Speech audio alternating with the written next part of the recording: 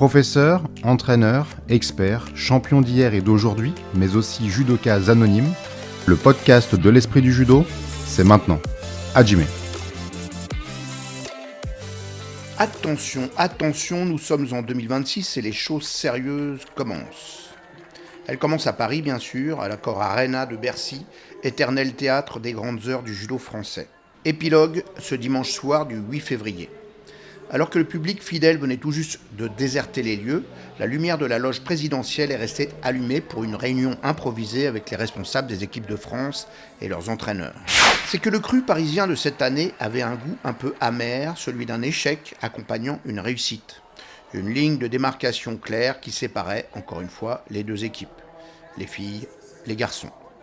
La réussite, c'était cette fois pour les filles après des championnats du monde trop faibles, l'échec étant pour les garçons si brillants à Budapest en juin dernier. On pourrait déjà conclure ici une logique de balancier est à l'œuvre.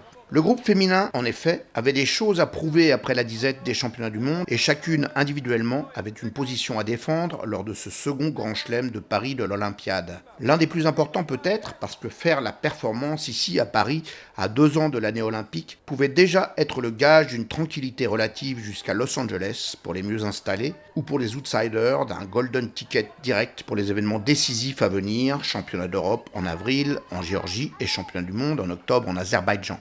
Le premier championnat du monde après les Jeux de Paris l'été dernier avait montré que le bâton de commandement de l'équipe de France féminine était passé dans les mains d'un triumvirat, celui des petites jeunes au moment des Jeux de Tokyo en 2021, qui avaient confirmé leur montée en puissance en 2024, Shirin Boukli en moins de 48 kg, Sarah Leoni-Sizik en moins de 57 kg, Romane Dicko en plus de 78 kg, toutes les 3 médaillées olympiques.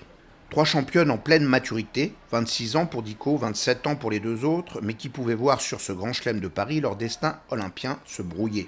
Shirin Boukli avait en effet montré depuis quelques mois une apparente usure en échouant à monter sur le podium des derniers championnats du monde et en souffrant lors de la tournée asiatique.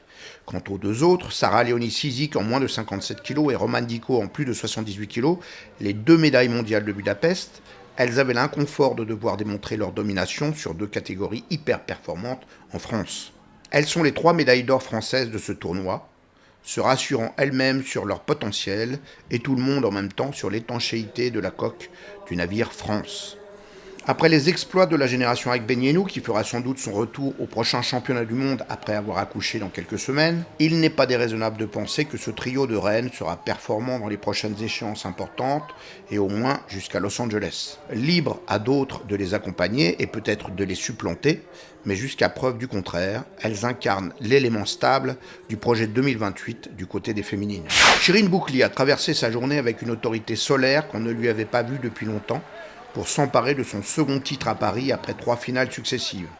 Sarah Leoni-Sizik a exprimé un judo de plus en plus dynamique et rayonnant, emportant de son côté son premier titre parisien et son 3e grand chelem seulement depuis le début de sa carrière, ce qui n'est pas anodin. Quant à Romane Dicko, on l'avait trouvée un peu fragile au sortir de son aventure olympique. Elle se montre à Paris très solide dans sa détermination à vaincre les nombreux obstacles qui se dressaient devant elle, écartant elle-même ses plus redoutables opposantes françaises pour réaffirmer son statut de patronne. Sur la route de Shirin Boukli, 2 adversaires qui lui avaient infligé une défaite en juin et en septembre, et dans l'ordre, sa rivale numéro 1 japonaise, qu'il avait écartée au championnat du monde, Wakana Koga, et qui subissait à Paris le Sumigaishi qu'elle prend presque à chaque fois quand la française est à son meilleur niveau. En finale, la plus forte des Chinoises, une armada montée méthodiquement par notre Stéphane Traîneau national, en place là-bas. Weina Zhuang avait battu la numéro 1 française au Grand Prix de Chine, dominé la championne du monde italienne Scuto au 2e tour de ce tournoi parisien. Elle succombait en finale, non sans avoir résisté 10 minutes aux assauts de Boukli. On reverra la Chine dans cette catégorie, comme dans les autres. En attendant, Shirin pouvait savourer l'autorité retrouvée. Moi, cette année, c'était assez compliqué après le retour des Jeux. Enfin, même si ça se voit pas peut-être d'un point de vue extérieur, mais intérieurement, c'était assez compliqué de se retrouver physiquement et mentalement alignés au même moment. On se cherche beaucoup et c'est ça qui est difficile. Les objectifs sont différents. On a l'impression de devoir un petit peu recommencer les basiques. Sauf que la plupart du temps, j'ai eu le sentiment de m'être trompée sur comment fallait que je me retrouve. Et là, voilà, j'attendais ça parce que c'était pas fameux les dernières compétitions, mais voilà, je travaille tous les jours pour, et je savais qu'à un moment il y allait avoir un déclic, et j'avais espoir que ça soit ici à Bercy, à domicile, parce que c'est d'autant plus beau, même si j'aurais aimé au Japon aussi, parce que c'est stylé aussi. Mais sinon, elle est super belle. Je trouve que ça reste quand même super intéressant, parce qu'aujourd'hui je suis pas la même Chérine de septembre, octobre, donc c'est cool, le travail porte ses fruits, on va dire.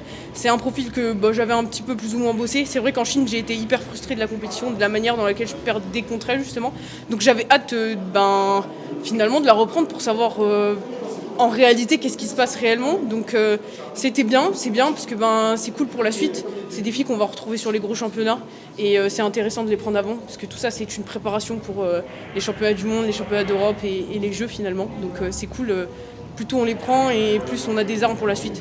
Sautillante sur le tapis de Bercy comme une grenade dégoupillée qu'on aurait lancée sur un trampoline, Sarah Léonie Cizic n'alla jamais au Golden Score, accumulant les gestes d'envergure qui la caractérisent, mouvement de hanche tranchant en repassant la jambe devant, tonique Sodetsuri Komigoshi contre la championne de France Chloé de Victor, pourtant brillante sur cette journée où elle allait finir 5e, et magnifique Sasae en finale sur Akari Omori, une combattante japonaise qui n'avait plus perdu depuis avril 2024 et qui venait de sortir non seulement sa compatriote vice-championne du monde Momo Tamaoki, mais aussi, avec une aisance agaçante, la française Faiza Mogdar. C'est la première couronne parisienne de Sarah Léonie, signe sans doute que tout est au beau fixe désormais dans le ciel de la double médaillée olympique. Malgré l'absence de la médaille d'or de l'année dernière, Martha Fawaz en convalescence, les leaders françaises ont prouvé qu'elles étaient compétitives à l'international dans cette catégorie, emportant au passage un 4e Grand Chelem de Paris de suite, avec 4 combattantes différentes, ce qui n'avait jamais été fait. Priscilla Nieto en 2023, Faiza Mogdar en 2024, Martha Fawaz en 2025 et désormais Sarah Léonie Cizic en 2026, laquelle fait de son côté la démonstration qu'elle n'usurpe pas son statut de numéro 1 française. C'est ma première à la maison et franchement, en plus j'ai fait vraiment une belle journée, je suis contente de mes combats, je me sentais bien dès le début de la journée, j'ai dit franchement je me sens bien, je suis en forme, mon régime s'est bien passé, et donc vraiment tout était ouvert et je repars avec une belle médaille. Franchement, c'était juste une journée incroyable. Je pense que des fois les choses finissent par payer, moi je suis un peu partisane de ça et je me dis que je savais que ça arriverait à un moment et bien sûr c'est pas la fin de quoi que ce soit, hein. Vraiment c'est que le début, je voulais bien lancer ma saison et pour moi ça s'est vraiment bien lancé sa saison, donc je me servir de ça vraiment de tremplin et de continuer sur cette lancée. Il y a beaucoup de médailles dont je suis fière et elles sont pas forcément en or, pardon je suis désolée, je fais des reflets partout, mais en fait je suis vraiment fière en fait, du travail que je mets en place là sur les derniers mois après les championnats du monde, ce qui était fou, mon Dieu, éprouvant. Donc en fait je me dis en fait que c'est satisfaisant de voir un travail en fait qui aboutit à quelque chose, et que ce soit en argent, en bronze mais en or c'est encore mieux bien évidemment.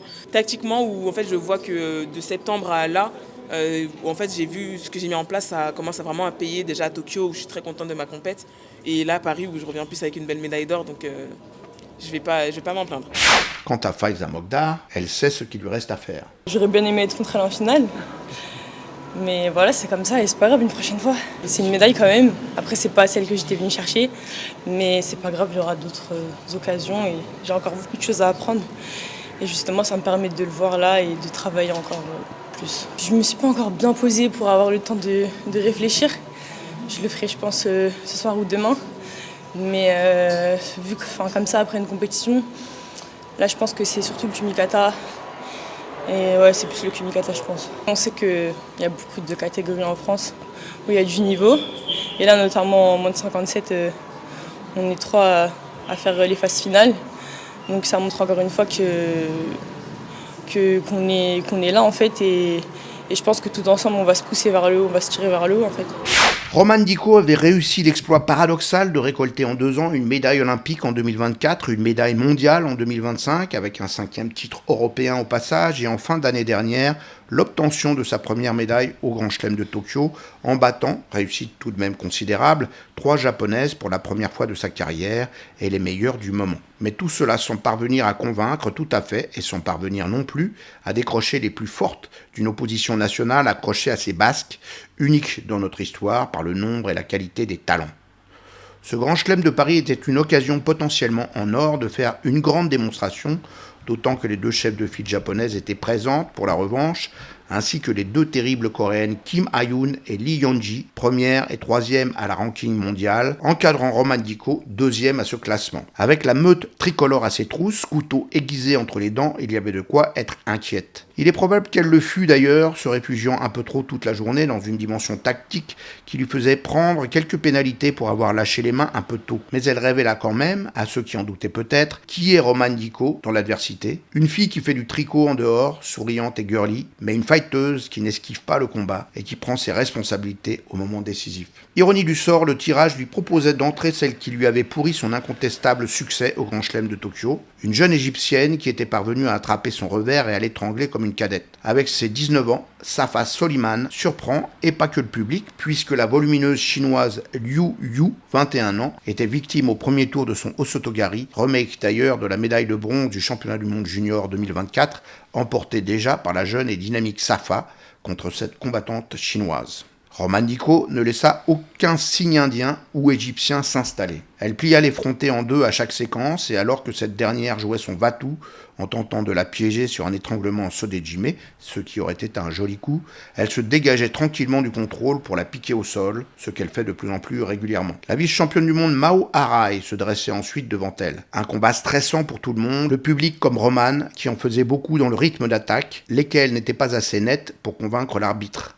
À ce jeu, la patiente japonaise commençait à voir le bout du tunnel et on s'inquiétait de la condition physique de notre championne, d'autant que Mao Arai a l'habitude de ce schéma, patienter, assumer de prendre quelques pénalités, monter en mobilité et sanctionner finalement l'adversaire, à chaque fois avec son ewaza diabolique. On en était là, à 7 minutes de combat passé, après une sortie de clé de bras que tout Bercy avait senti dans le coude et dans l'épaule, une nouvelle pénalité pour fausse attaque, quand Romane Dicot, éprouvée mais bien présente, choisissait de sortir de la nasse de plus en plus étroite d'un grand coup de nageoire par un Osotogari lointain qui poussait la numéro 1 japonaise Arai sur le flanc. Un yuko des plus précieux.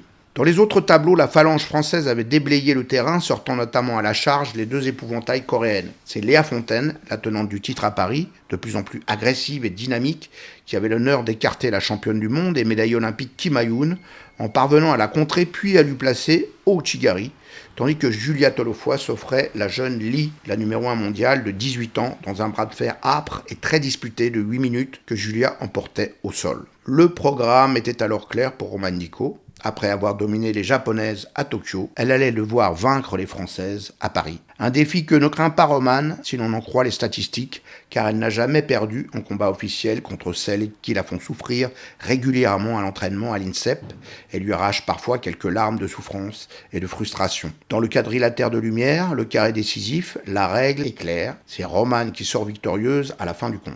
Elle repoussait d'abord Léa Fontaine aux pénalités pour la 3e fois en 4 rencontres victorieuses contre elle et voyait se dresser l'imposante Julia Tolofoy en finale. Elle aussi avait perdu 3 fois contre elle, 3 fois aux pénalités. Et cette fois encore, le décalage était fait rapidement en faveur de Romane. Mais à mi-parcours, dans une séquence où Julia était parvenue à imposer ses mains et à tenter une bonne technique de jambe en ken-ken, elle se recroquevillait soudain au sol, foudroyée. Le genou. Pour Romane, une victoire finale sans joie, mais un immense gain parisien. Avant, on se disait, on va à la guerre et puis voilà, comme d'hab. Donc, c'est vrai que ça laisse un sentiment hyper...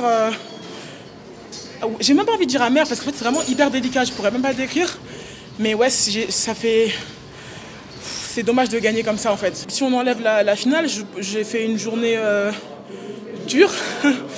C'est rare que j'aille à des combats jusqu'au bout, ça au Golden Score, donc j'ai fait comme deux longs Golden. C'est vrai que c'était une journée dure, mais j'y suis allée avec le mental, j'ai donné tout ce que je pouvais. J'ai réussi à avancer jusqu'à cette finale, donc quand même satisfaite du travail. J'ai testé de ne pas aller sur l'avant, d'aller sur l'arrière. Bon, c'est pas tout le temps efficace, mais en tout cas j'ai réussi à marquer dessus. Donc je voulais tester des choses à Paris, je voulais voir un peu ce que je fais à l'entraînement, comment ça se passe en compétition. Donc sur ça, je trouve que il y a des choses que j'ai réussi à valider. Donc en enlevant la finale, c'est vrai que c'est une compétition quand même satisfaisante. Ouais. Je voulais vraiment montrer que c'était moi la patronne française aujourd'hui. Et voilà, ça passe par faire des combats avec des Françaises, ça passe par pas lâcher le morceau. Et forcément, quand on est dans une année où la course olympique va commencer dans quelques mois, à la fin, il ne restera qu'une. C'est un peu comme dans Koh-Lanta. Et on est beaucoup aujourd'hui, et à la fin, il n'y en aura qu'une seule. Donc chaque compétition va être importante. Peu importe Paris, les Europes, même des grands slams, on sait qu'on sera envoyé au moins à 2 à chaque fois, c'est sûr. Et il faudra toujours montrer faudra toujours que je montre plutôt que c'est moi la meilleure, que c'est moi la personne qui devra être sélectionnée. Après, l'Olympiade elle reste encore longue, il reste 2 ans, c'est très long, beaucoup de compétitions, mais c'est important à chaque fois de marquer le coup. En tout cas, c'est vraiment ma volonté sur cette course olympique, c'est de marquer le coup à chaque compétition, et encore plus quand j'aurai une Française en face de moi, quoi. Pour Julia, une nouvelle blessure et un chemin de croix à venir. Des fois, quand on sent rien, ça pue. Et quand on sent beaucoup, c'est pas grand chose. Et pour le coup, sur l'action, ça m'a un peu rappelé ce que je m'étais fait à droite, mais j'ai pas envie de me porter trop l'œil, même si je sens que ça sent pas bon. C'est le judo, c'est comme ça, hein, les blessures, ça peut arriver à tout le monde. Je suis vraiment dégoûté parce que pour le coup, je prends le top 5 mondial. Jusqu'en finale, il manquait plus que Roman. Et voilà, donc je suis un peu dégoûté, mais c'est que partie remise. C'était ma première finale à Bercy, donc forcément j'avais vraiment envie d'aller chercher cette médaille d'or. Voilà, hein, je voulais un peu écrire ma propre histoire aussi. À 2 ans des Jeux à Los Angeles, ça aurait fait du bien, mais voilà, j'irai chercher d'autres médailles. En battant l'espoir Célia Cancan, qui confirmait ici, avec de belles victoires sur des filles du haut du plateau, qu'elle méritait la confiance que lui avait faite l'encadrement, Léa Fontaine finissait en bronze, sa 3e médaille de suite à Paris. Le chemin ne s'arrête pas là. Je sors la championne du monde en quart, donc en plus avec la manière est bien, donc c'est des matchs à prendre. Et puis là sur la place de 3, j'ai fait avec le reste de physique qui restait. Je me suis juste dit, même si j'avais pas les mains, d'attaquer avant pour faire monter les moulinettes, parce qu'on se connaît par cœur. Donc après, je m'attendais pas à ce que le 3e Shido il tombe aussi rapidement, mais on le prend. Et même si ça fait chier de faire 3e aujourd'hui, on prend, on avance pour la suite et on va travailler pour le reste de la saison. Ouais, j'ai perdu du poids un peu. Fallait bien y passer, j'y suis passé et ouais, je me sens beaucoup mieux comme ça. Il fallait. Là, je peux m'exprimer un peu, après je dis pas que j'ai des regrets parce que je suis quelqu'un qui aime bien faire du beau judo aussi. Là, j'ai pas. Enfin, si en vrai, stratégiquement, je pense que j'ai un petit peu mûri et grandi. Après, j'aurais aimé montrer un peu plus de beau judo aujourd'hui, mais en vrai, si vous me dites je suis championne du monde sans faire du beau judo, je le prends quand même. Donc, c'est le jeu. C'est important de prendre une médaille, c'est important même si forcément on est déçu de la demi. C'est important d'y retourner parce que c'est une caté de danse et chaque médaille est bon à prendre. 3 titres, 3 statuts confirmés. Autour de la galaxie centrale, un satellite, une étoile qui brille à son gré, éclipsé au championnat du monde par un tirage impossible, Uta Abe au premier tour, mais qui démontrait une nouvelle fois à 30 ans, à Paris, avec un emploi du temps un peu baroque, fait de rugby et d'un passage étincelant dans la catégorie supérieure, qu'il faut encore compter avec elle. Tant mieux. Amandine Buchard, bien sûr, de retour sur un podium de Grand Chelem au bon moment. Une 18e médaille, la 5e à Paris, une quête débutée en 2014, il y a 12 ans. Ce qui la place en 6e position des plus grands récolteurs mondiaux. Elle a cependant dû s'incliner devant la numéro 1 actuelle, la formidable kosovarde Istria Krasniki, qui lui infligeait une séquence rapide et puissante, une attaque, une réception à plat ventre, un yuko nouvelle manière et le combat était plié. Frustrant mais sans doute informatif sur ce à quoi elle doit s'attendre, ce à quoi elle doit s'astreindre, si elle veut rester elle-même dans sa discipline reine et sur les grands podiums des 3 années à venir. Pour un retour, je vais pas me plaindre, je pars pas sur n'importe qui, bien que, en fait, grosse frustration, j'ai pas eu l'impression d'avoir le match. Parce qu'au final, on m'a empêché de faire du judo. Et les fois où je voulais aller attraper, c'était très fuyant. Après, elle a joué avec les règles, elle a été intelligente. Au final, c'est elle qui est en finale, donc on se retrouvera sur le circuit. Et puis voilà, quoi. C'était un retour, donc je vais pas me prendre la tête. Je suis très méticuleuse maintenant sur mes descentes au poids. Parce que avec le double crochet, je prends énormément de masse musculaire tous les ans. Je fais une petite DEXA là jeudi et je me suis dit à un moment donné il va falloir arrêter de prendre du muscle, mais ça va, j'étais bien dans ma journée, je fais une bonne préparation, j'ai une excellente nutritionniste, c'est une machine de guerre, donc non franchement au final voilà, je finis sur une victoire.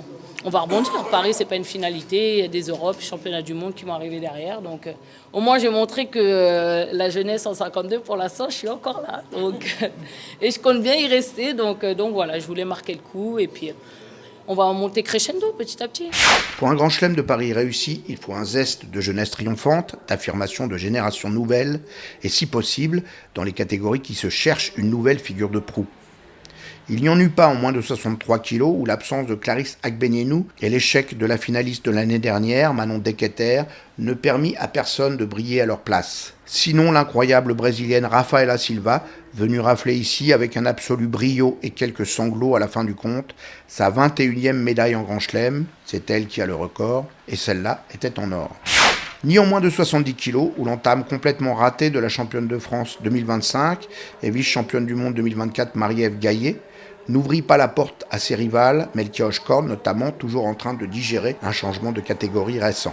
Le théâtre du drame shakespearien était en revanche ouvert en moins de 78 kilos, avec les derniers feux toujours brûlants d'Audrey Tcheméo, 35 ans, toujours infernale sur les mains, redoutable sur le tapis, et des combattantes françaises avec des références internationales de plus en plus régulières et convaincantes. Kayla Issoufi, 17e mondiale, et juste derrière elle au classement, était attendue dans le rôle, mais c'est Lise Ngelebeya qui frappait finalement les 3 coups de sa carrière senior avec une magnifique prestation, non seulement de combativité, mais aussi, et c'est important pour l'avenir, de potentiel technique et même d'assurance posturale qui donnait un peu à tout le monde le sentiment d'assister à une éclosion. 3e, l'exploit est d'autant plus significatif qu'après un tour de chauffe sur la 13e mondiale tout de même, elle ne rencontrait ensuite que des médaillés olympiques. Rien de moins que la Portugaise Patricia Sampaio au 2e tour. La numéro 2 mondiale, médaillée olympique après avoir crucifié notre représentante Madeleine Malonga. Victorieuse à Paris en 2025, championne d'Europe et médaillée mondiale, finaliste à Tokyo pour sa dernière sortie, excusez du peu.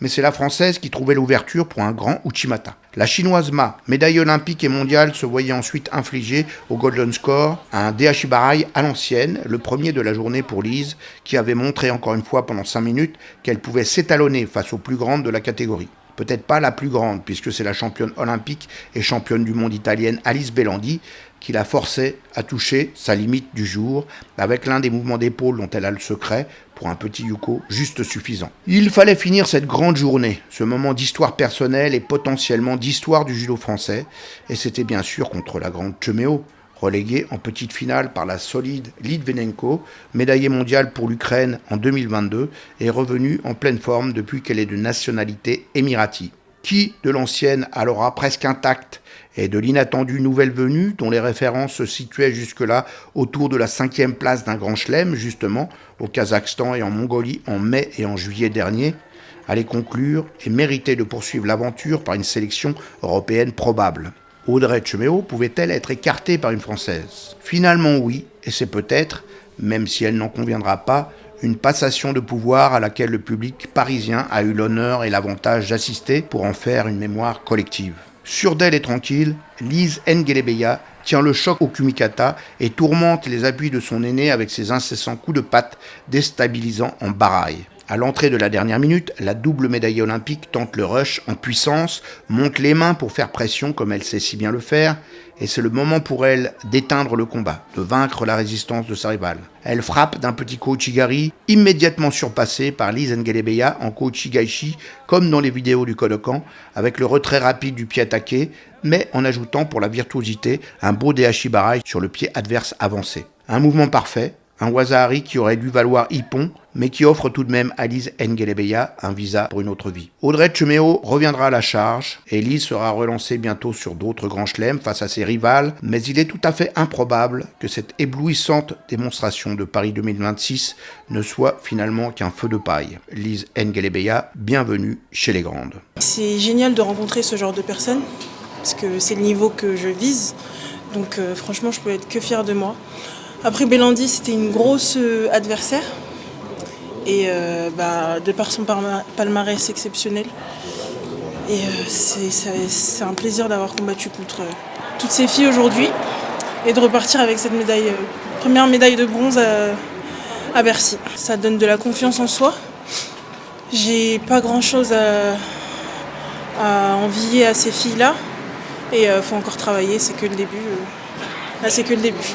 C'est des filles, comme vous avez dit, médaillées au dernier jeu en plus. Donc fallait être vraiment concentré et faire le travail correctement parce que elles n'allaient pas me louper, quoi. J'avais confiance en moi. Si je mettais tout en place, ça allait bien se passer. J'essaye vraiment de me dire que elles sont comme moi, quoi. Elles s'entraînent tous les jours, je m'entraîne tous les jours. Elles ont 2 jambes, 2 bras comme moi. Donc là, fallait pas réfléchir, quoi. Juste faire du judo. Avec ses 8 médailles et 3 titres, un de mieux que l'année dernière, les féminines françaises ont presque totalement rassuré. Qu'en pense Lucie d'Écosse, la responsable des entraîneurs du groupe féminin? On était parti avant le début de la compétition en se disant que l'année dernière on avait eu 2 médailles d'or et que voilà, si on avait 3, ce serait déjà mieux que l'année précédente et puis surtout avec les leaders parce qu'il n'y avait pas Romane, il n'y avait pas Sarah, l'année dernière il n'y avait pas Amandine, donc on s'était dit que 3 or ça pouvait aller se chercher, donc on les a faites, donc c'est positif. Et puis aussi je pense qu'on a quelques filles, quelques jeunes qui ont montré des belles choses aussi aujourd'hui, notamment Lise Ngelebea qui a fait une grosse journée et même quand on regarde des 5e places comme Célia ou Chloé de Victor aussi, ça a été pas mal. Donc non, franchement, je pense, je sais pas, de l'intérieur en tout cas, j'ai l'impression qu'on a fait un beau tournoi. Vraiment, j'avais pas de, je vais pas dire j'avais pas de doute, mais en tout cas avec ce qu'on avait programmé et puis voilà, on avait laissé la possibilité aussi à certaines filles de choisir un peu le début de saison, comment elles voulaient s'entraîner pour le début de saison, pour janvier et voilà, je pense que on savait qu'elles allaient être prêtes. Et moi j'étais au Japon sur les derniers jours, mais quand j'avais les collègues au téléphone, ils me confirmaient ça chaque jour, que tout le monde était vraiment bien à l'entraînement. Je pense qu'il y a certaines catégories où oui, c'est assez clair, c'est très clair même. Et après bien sûr que pour d'autres catégories, il va y avoir l'Ouzbékistan et voilà, on fera la sélection sûrement un petit peu après l'Ouzbékistan. Mais en tout cas, ça nous a déjà montré pas mal de choses ici. Et puis on a des filles aussi qu'on avait déjà vues avant aussi, donc on a pas mal d'éléments. Mais voilà, on garde notre cap et puis ça montre aussi que, en tout cas, nous, on est un staff chez les féminines, on est un staff qui est arrivé il y a 1 an et voilà, on a besoin aussi d'avoir des bons résultats comme ça pour continuer à avancer ensemble et à garder le cap. Donc ça nous fait du bien aussi pour le staff aussi. 8 plus 1 égale 9. Ce sera le bilan final de cette sélection française à Paris 2026. Modeste si on compare aux 5 dernières années parisiennes. La faute, donc, à un groupe masculin qui n'a pas confirmé les moissons antérieures, notamment les 6 médailles de l'année dernière. Et le président Nomis a sans doute bien raison de rappeler que le public, les soutiens fédéraux et tous ceux qui sont attentifs au judo français méritent mieux à Bercy et sous le regard des caméras de RMC. Il y aura peut-être des ajustements intérieurs à faire, des questions à se poser sur les états de forme, les programmes d'entraînement. La bataille de Paris est ratée pour les garçons, c'est un fait, mais on peut aussi rappeler que Johan Benjamin Gaba n'y a encore jamais brillé, et qu'il est tout de même vice-champion olympique et champion du monde. A-t-il perdu tout son talent après cette défaite un peu cuisante au 2e tour contre un Britannique, le jeune Benjamin Levy, un styliste agréable à voir combattre, mais 71e mondial au début du tournoi, même si on devine chez lui le potentiel de monter beaucoup plus haut. Posons-lui la question. Je me suis senti fatigué dès l'échauffement. Après, des fois, ça ne s'explique pas. Hein. C'est comme ça. Je me suis pas senti en forme comme sur les échéances où j'ai pu performer. Donc, je me suis dit que j'allais faire avec mes armes. Malgré tout, même en étant pas en forme, je pense que je dois quand même faire mieux. Donc, voilà, pas d'excuses, hein, c'est une mauvaise compétition pour moi, des mauvaises sensations. C'est pas mon jour. Je suis pas en grande forme ce temps-ci. Et voilà. Après, c'est le sport, c'est pas la fin du monde. Mais c'est dommage parce que ce grand slam, je voulais gagner. Donc forcément de la déception. Mais ouais, c'est pas la fin. J'ai perdu aujourd'hui et je ferai en sorte de gagner la prochaine fois. Cet Anglais, il vient s'entraîner à l'INSEP des fois, donc on se connaît bien. Après, quand on prend plusieurs fois quelqu'un, on commence à se connaître, on arrive plus facilement à annihiler l'autre. Donc ouais, c'était un combat un peu plus compliqué. Quand on voit de l'extérieur comme ça, c'est vrai que c'est un judoka on va dire d'un moindre niveau, largement sur le papier. Mais ouais, à force de faire avec des adversaires, etc. à l'entraînement, c'est normal de trouver des parades. Il a fait son jeu, il a fait un bon match, rien à dire. La faute, elle est mienne. Hein. Elle est mienne parce que j'ai les armes, j'ai ce qu'il faut normalement pour le faire tomber, je l'ai pas fait. Donc c'est entièrement ma faute. Hein. On attendait la bataille des moins de 60 kilos nationaux. Elle a été soufflée d'entrée par les vents du tirage au sort. Des combattants difficiles pour Luka Mekidze et Romain Valadier-Picard, lequel devait faire face d'entrée au Coréen qu'il avait déjà sorti à Tokyo, le d'autant plus redoutable Lee Ha-rim, qu'il se balade depuis des années dans les mêmes filières technico-tactiques que notre jeune Français, les seoinage, les kochi, les enchaînements au sol. Un double médaillé mondial pour un premier tour, c'est indigeste. Quant à Luka, il faisait la connaissance des 22 ans du Cubain Jonathan Charon, un combattant très actif en 2025. La période n'est pas favorable, mais un double médaillé olympique ne disparaît pas sur un coup de moins bien. Toujours exigeant avec lui-même, notre vice-champion du monde Romain Valadier-Picard ne se cherchait cependant pas d'excuses. J'avais mis en place une stratégie. Le mec c'est un anti-judo, il ne cherche pas à faire du judo. Moi mon objectif c'était de faire comme lui. C'est un mec qui est très très dur à faire tomber. Il faut saisir les opportunités qui se présentent contre lui. Tout ce que j'avais prévu de faire, c'est ce que j'ai fait. Au début en tout cas. En 2 minutes, je lui mets 2 kilos. Puis il se met à accélérer, tandis que moi je reste sur le même rythme. Voilà. Je lui ai redonné confiance alors qu'il n'y avait pas lieu d'être. J'avais toutes les solutions en main. Et pourtant c'est moi qui sors défaitiste de ce combat. Donc ouais, c'est 4 fois qu'on se prend. Ouais. Les 3 dernières fois c'est lui qui m'a battu. À chaque fois sur de la merde de ma part. Walid Kia, en moins de 66 kg, sorti vainqueur du Grand Chelem d'Abu Dhabi en novembre et 6e mondial, il allait un peu imprudemment dans le dos du jeune japonais Keiri Kentoku et s'offrait le soleil sur Uchimata qu'il lui faut prendre une fois de temps en temps pour se rappeler à mieux équilibrer l'audace et la raison. Il avait fait la même il y a 2 ans contre Joshiro Maruyama, tout Bercy s'en souvient.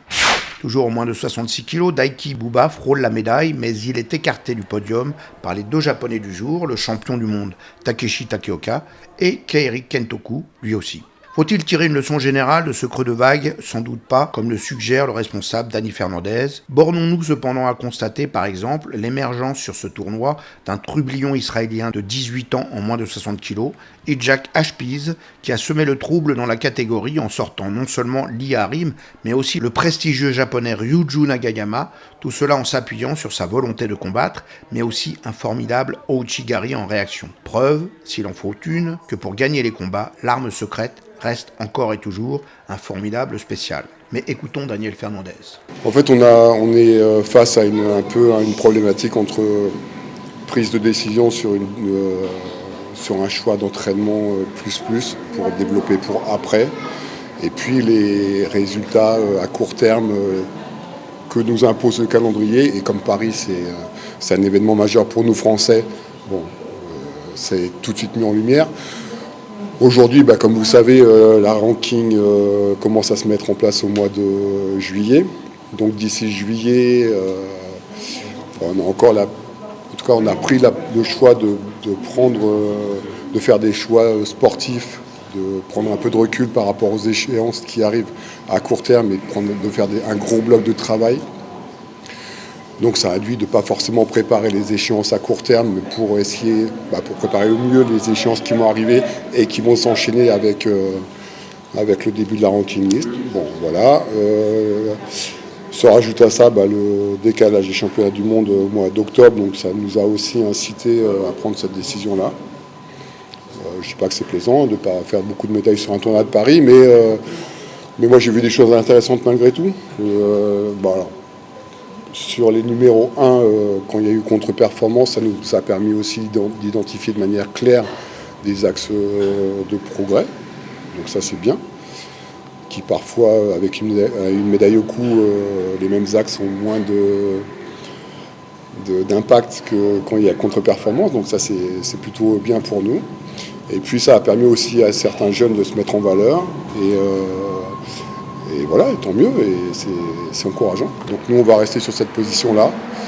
On va continuer à faire des stages et un gros volume de travail. Encore une fois, c'est à la fois pour du développement, à la fois pour un travail d'intégrité physique, d'intégrité morale, pour que les athlètes se sentent le mieux possible et le plus armés possible pour pouvoir répondre aux diverses sollicitations qui vont arriver par la suite quand les choses sérieuses vont... Enfin, c'est déjà des choses sérieuses, mais à partir de juillet, quand le ranking olympique va commencer, pouvoir être en capacité de répondre présent. Voilà.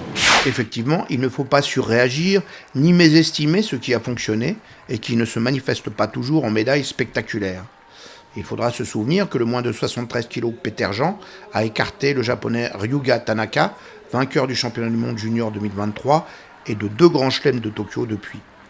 Il faudra se souvenir aussi du formidable combat du tout jeune Dayan Boulem-Tafes dans cette même catégorie, qui se paye pour son premier tournoi de Paris le double médaillé mondial japonais Tatsuki Ishihara, dans un combat magnifique d'engagement mental et de prise de risque. Avec ses 20 ans, il était trop tendre pour le premier numéro 1 mondial émirati de l'histoire du judo. Une montée en puissance d'un pays recruteur qui va bientôt peut-être modifier la hiérarchie des nations, le rugueux Matmakbekov, et malheureusement ne convertissait pas son moment parisien en médaille contre un autre jeune qui monte, et lui à toute allure, le champion du monde junior tadjik Mouhidine Asadouloyev, 19 ans, et déjà 8e mondial chez les seniors. Une bataille engagée pour cette Olympiade est la suivante, la main est pour l'instant du côté du Tadjikistan. Et il faudra se souvenir, et c'est plus facile, que si les garçons ne sont pas fannis en 2026, comme en 2019, ils le doivent à un combattant qui a parfois été fustigé pour son incapacité à aller chercher la médaille au moment décisif, et qui semble avoir, avec la maturité de ses 26 ans, trouvé le bon dosage entre son goût pour l'engagement et les beaux gestes, et la nécessité d'en sortir à chaque fois vainqueur, car c'est le jeu. Alexis Mathieu a gagné 3 de ses 4 médailles en Grand Chelem en 2025 et 2026, dont 2 à Paris. Il prend de la consistance et de l'autorité, affirme à chaque fois un peu plus son style, plus élagué, plus performant. Battu en demi-finale par le champion du monde 2024 et vice-champion du monde 2025, Goki Tajima, très en forme, il allait mystifier pour le bronze le médaillé olympique grec Theodoros Tselidis, 7e mondial, par une merveille de renversement au sol, tout en simplicité et en finesse. On lui a bien sûr demandé d'où il tenait ce nouveau secret. C'est un profil que j'ai déjà pris 2 fois. Il est beaucoup dans la productivité et c'est difficile de gérer les pénalités. Donc je savais que j'allais pas avoir beaucoup d'opportunités. Et avec les entraîneurs, on avait un peu analysé le truc. Ludo m'a dit il y a aussi des opportunités sur la liaison de boussole. Et cette liaison, ça me fait rire parce que mon père est resté ici, il est toujours là pour le Tour de Paris. Et on l'a travaillé depuis 3 jours. Et donc on l'a travaillé ensemble. Et là, elle me permet de remporter la médaille, donc c'est cool. C'est quoi le secret de ce renversement? Qu'est-ce qui fait qu'il n'a pas pu sortir? On ne peut pas dévoiler tous les secrets. Il est depuis 3 jours. On va pas commencer déjà à me trouver des trucs. Non, mais par contre, ça fait plaisir. Alexis Mathieu a tout ce qu'il faut pour aller chercher de très belles médailles dans les années à venir. C'est tout ce qu'on lui souhaite.